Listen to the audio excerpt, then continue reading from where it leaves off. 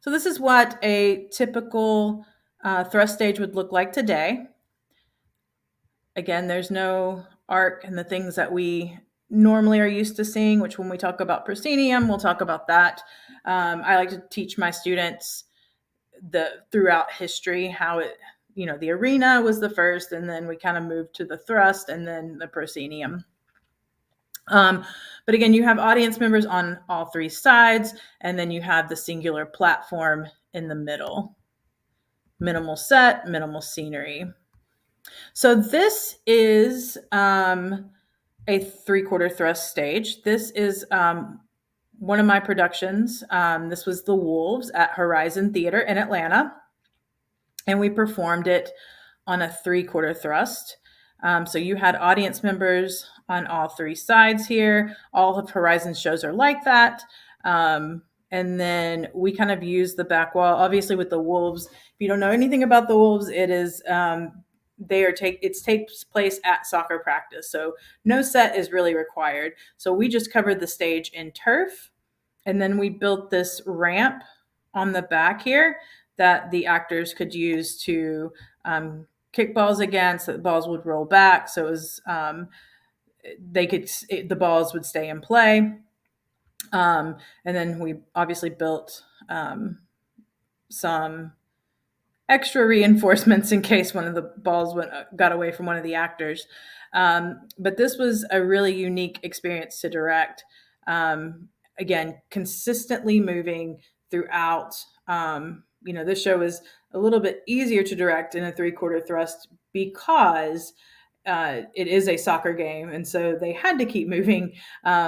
There wasn't an option. So when we were doing a lot of the drills and things, I had to keep in mind that audience members are on all sides. So, we did a lot of like circle activities and circle drills and stuff for the blocking. So it was definitely a unique blocking experience for this 3/4 thrust.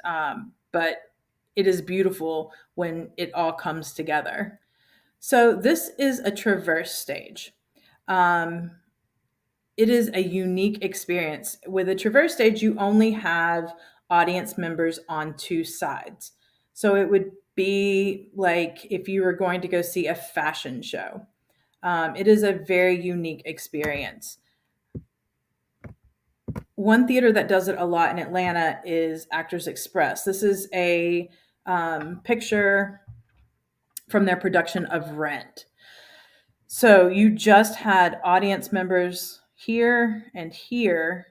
You had a set here, and then on the left side or the back side of the runway, you had a couple more like smaller platforms and another wall. So it was, basically set, runway, and then another set. And this was a unique experience. This was the first time I'd ever gone to see a show like this. But it was awesome. And the actors had more freedom to kind of run around and play in the space.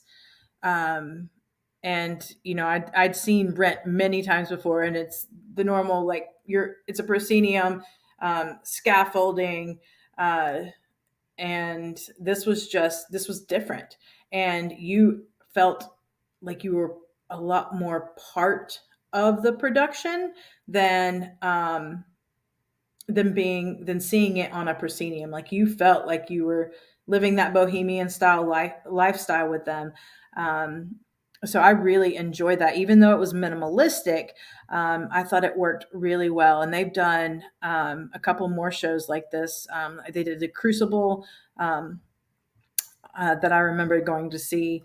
So if you have a chance to go see a Traverse experience, it is amazing, and it is becoming more and more popular, especially with Shakespearean shows. There are a couple on Broadway right now that are Traverse experience, and it is just a runway, and you are engulfed in this small area, and it gives a little bit more meaning and depth, I feel, to the text. So it is a beautiful experience. So if you have a chance to go see one, I would definitely suggest it. If you go to Medieval Times or any of those type shows, then those are also traverse stage where you have each side, battling against each other, and then you've got the action happening in the middle of both sides. I think they do like the red knights and the blue knights or something, but seeing a show and a production and is just an amazing experience. Okay, so we're going to move on to the um, the stage that we all know and love and are used to, and probably that we use in our own theaters, and that is your proscenium stage. Um, it is the most commonly used stage today. Like I said, if you go to most Broadway theaters, they are going to be a proscenium stage, which is typical. You have your house in the front, which is where the audience sits, and then you have the picture frame stage. This became popular in the Italian Renaissance, especially with the emergence of opera and the emergence of art. Um, they wanted to kind of get away from just the platform and a few chairs and maybe some draperies as their set. They as technology and art developed, they wanted to put that into the theater world. Well, they couldn't do that if they put audience members on all three sides because it would obviously block the action. So they came up with the proscenium concept and were able to use more elaborate sets. So if it's an elaborate set, it is more than likely a proscenium stage. This is also known as the picture frame stage. I'm sure most of you have heard of the fourth wall. The fourth wall is when the actor, breaks being in the moment and being on stage and starts speaking to the audience. That's because the proscenium is built like a box with one side cut out, and that's where you get the fourth wall phrase from. And again, we call it the picture frame stage. So it has one side cut away for the audience viewing. Audience is just on one side. And of course, you have different tiers of audience. So you have the orchestra, which is your bottom level closest to the stage. Then you have your mezzanine, which is your second tier level. And then you have the balcony, which is the top. My kids love learning about that because when they go to buy their concert tickets, they know where to buy or what's the best seat. And we also have the invention of the apron because we're using more elaborate sets. We need more room. So instead of building bigger stages, they built something called the apron, which is an extension of the stage. So this is a picture of our lovely Fox Theater here in Atlanta, which is obviously a proscenium stage.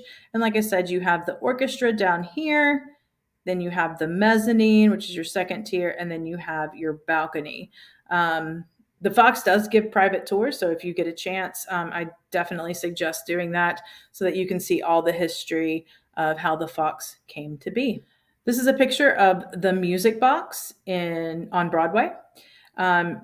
Broadway has smaller theater houses than a lot of the Fox and some of the places you tour. It still has your three levels, but the houses are not as big, nor are the stages. So that is a picture of the Music Box with the grand drape, which is the red curtain here. Lovely red curtain. Here's another set of a proscenium stage. We used to with the Broadway shows of yesteryear and the Broadway houses being so old, we loved to show off the beauty of the theater. We're getting more into decorating the proscenium arch. So, and you can see in this picture that it is lit up. I've done that a few times at my theater. This year we did Into the Woods and we added trees on the proscenium arch to kind of frame it and to really bring out that picture frame. While it has the arc, it's also a unique piece of architecture that you can use to really highlight what is happening behind it. Matilda, I've seen Matilda on Broadway where they had the books, the light up books around the proscenium arch, and it was quite lovely. So this would be a typical proscenium stage set. Obviously, they're bigger than what you couldn't put this on a thrust or or an arena or a theater in the round stage because it would be too big. So you have all the actors playing front, and this just kind of sits in the back, and then you put smaller set pieces downstage for your audience to use.